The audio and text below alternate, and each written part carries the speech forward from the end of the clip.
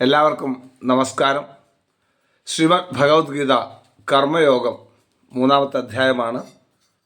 അതിൽ 33-ാമത്തെ ശ്ലോകമാണ് ഇന്ന് പാരായണം ചെയ്യുന്നത്.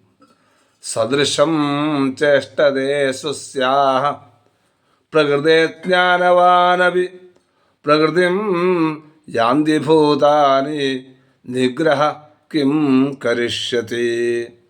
ജ്ഞാനവാൻ അപി സ്വസ്യാഹ പ്രകൃതേഃ സദൃശം ചേഷ്ടതേ ഭൂതാനി പ്രകൃതിം യാന്തി നിഗ്രഹഃ. ഗുണദോഷങ്ങളെ അറിയുന്ന ആത്മജ്ഞാനി പോലും പൂർവജന്മത്തിൽ ചെയ്യപ്പെട്ടിട്ടുള്ള സംസ്കാരത്തിന് അനുരൂപമായി തന്നെ പ്രവർത്തിക്കുന്നു.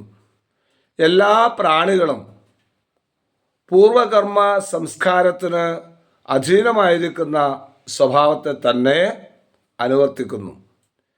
ഇന്ദ്രിയങ്ങളെയോ മനസ്സിനെയോ ബലാൽ പിടിച്ചടക്കുന്നത് കൊണ്ട് എന്ത് പ്രയോജനമാണുള്ളത്?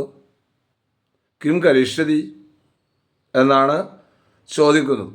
സദൃശം ചേഷ്ടതേ സ്വസ്യാഹ പ്രകൃതേർജ്ഞാനവാനപി പ്രകൃതിം യാന്തി ഭൂതാനി നിഗ്രഹ കിം കരിഷ്യതി. നന്ദി, നമസ്കാരം.